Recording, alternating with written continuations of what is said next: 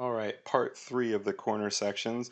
We're going to show you how to change and fix this issue with the closet rod because right now the closet rod, no matter what we do, going right into the wall. We could go into the shape tab and change front face to over here and left face to over here, right face, whatever we want to do. It's not going to work. So what we want to do instead is there's a little Easter egg product in here in this library. And essentially, it just does not follow the same rules as a regular corner section. So we go down to miscellaneous, and then there's this corner true left.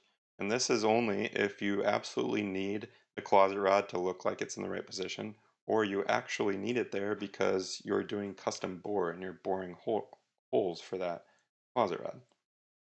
So you'll notice I drag this product right out here, right?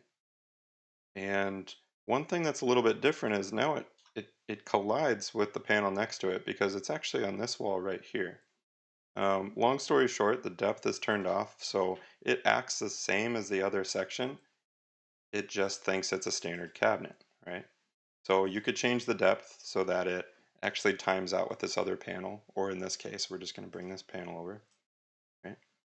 And then if we go into this section, you will see that our closet rod is actually in the right section now.